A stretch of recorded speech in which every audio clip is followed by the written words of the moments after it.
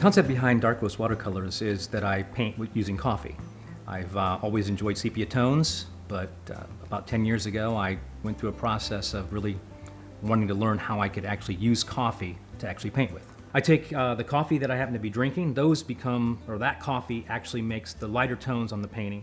But I also have coffee that I've cooked down to the place where it's like a sauce reduction and it gets very thick, almost no water in it at all. I use that then for my darker tones, and I paint just like a watercolorist would paint, using all of those same watercolor techniques.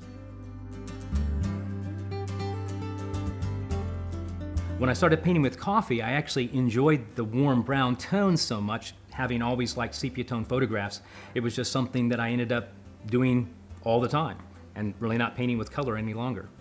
They smell like coffee while I'm painting them, so anything that is actually being in process, you can still sort of scratch and sniff, even though I wouldn't want you to necessarily scratch it, but you can go up and actually smell the coffee.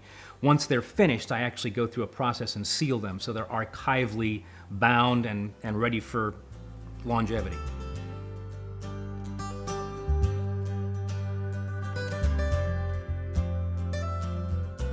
My vision revolves around revealing those missed or often unseen types of things that you are going past every day. All those little bits and pieces that sort of fall along the wayside, or those areas in a larger picture that you might not focus in on.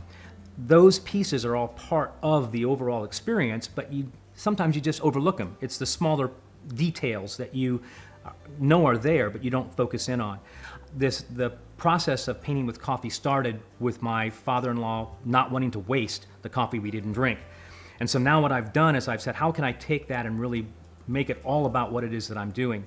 So I've contacted some local roasters, and I'm now getting coffee that would have been thrown out, that's past the time that they would normally sell it.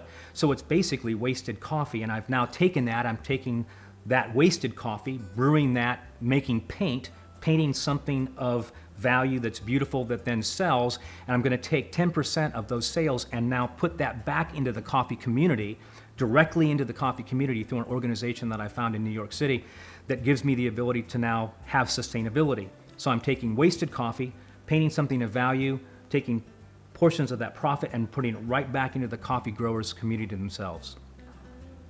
I'm asked sometimes what advice would I give to someone who's maybe artistically inclined and so forth. And my biggest advice would be, don't be discouraged. When I grew up, I always was looking at other people's artwork and feeling like I wasn't good enough, or how was I going to be able to do that myself? And art is a practice. You practice your art, and the talent and so forth comes really through a process of working with the medium that you're working with. And don't shy away from trying something new or something that would be out of the box or different. You may find that that's what your niche is that you can use coffee or some other type of thing and express yourself with that.